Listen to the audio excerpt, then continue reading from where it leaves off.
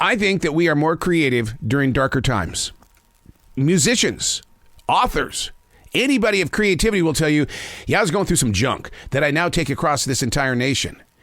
Sure, we have dark times, but you've got to understand why creativity can grow beyond dark times. Because I'm convinced that we find our greater times through darkness, and we keep trying to go back so we can have greater times again. Stop it. Unplugged, because we will always say yes to creativity. Totally uncut, because we all make mistakes. So turn it into a tool. This is Arroe Unplugged. I don't know if you can hear it, but behind me inside the studio here, overlooking this beautiful forest in South Charlotte, North Carolina, is my little girl. My little girl is a pointer. My little girl is a dog, and she's snoring away. So if you hear some strange sounds in the background, please do not think that it's my body making those strange sounds. It's my little girl. She's really one of those beautiful pieces of art that when we come into the studio to do conversations or do interviews and things like that, she feels amazingly secure to the point where she just goes to sleep and snores away. And it's just adorable. I'm not going to wake her up. But if you hear strange sounds, okay, it ain't me, okay? Because sometimes I always think listeners are going, what's he got, bad gas? What's wrong with that guy? What is that sound I just heard? Rewind that. I want to hear that again. Hey, it's Arroe. This is The Daily Mess, a chronological walk through an everyday world. I am a daily writer. I love to write about anything that has to do with real life and situations. There's always something to learn from everything that's moving around us. This is The Daily Mess. Today we're reading from September 30th, 2022. We are just a few hours shy of hurricane and soon-to-be tropical storm Ian from hitting our area pretty hard. It is raining. It's raining. You know, it's coming down pretty good. The winds aren't as bad as what they say that they're going to be, but we are absolutely a part of the bands of Hurricane Ian at this point in time. I can only hope and pray that we don't lose electricity, because that would wreck our conversation here today.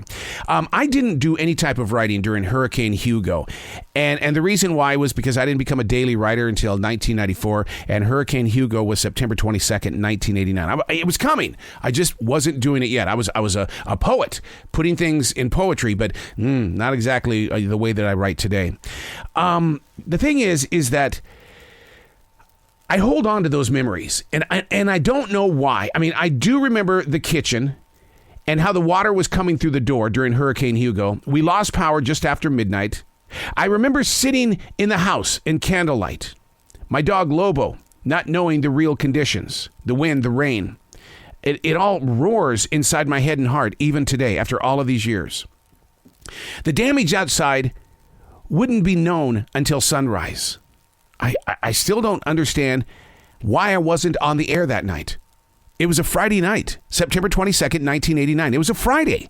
I should have been on the air, but they didn't put my name on the schedule. And to this day, that really does haunt me. I don't understand why I wasn't on the air. I have thought about that so many times. I've written about it a million times because I love being on the air, but I don't know why I wasn't on the air that particular night. I almost feel like that I was being punished, but for what? Why?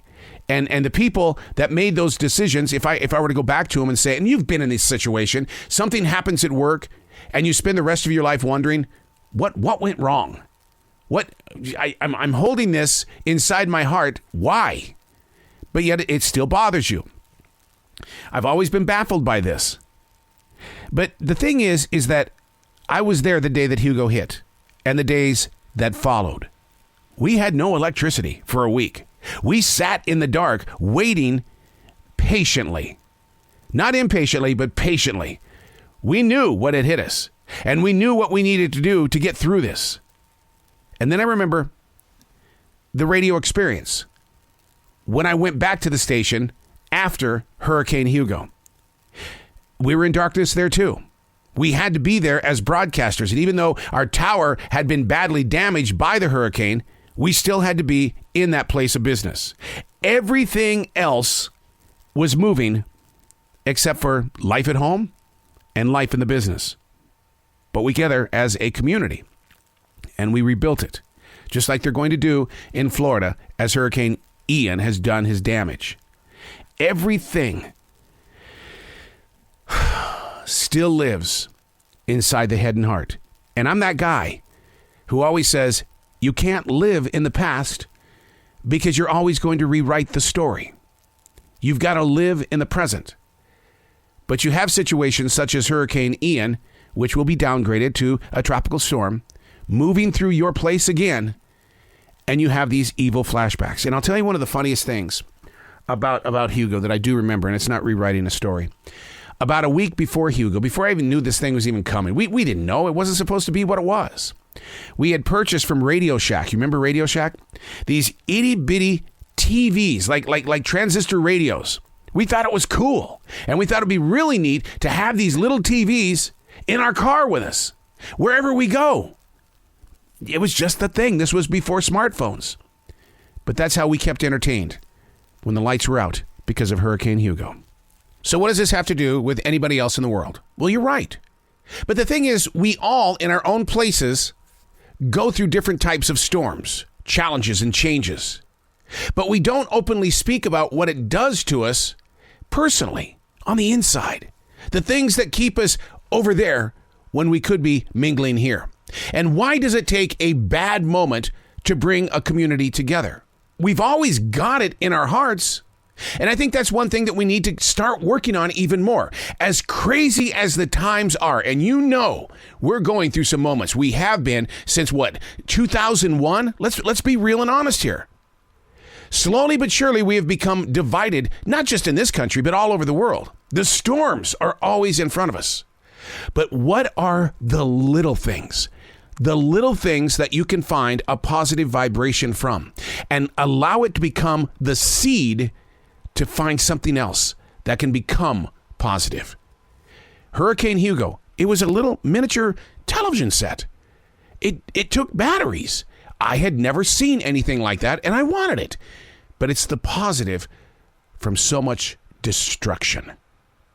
I'm Arroe, and that's the Daily Mess.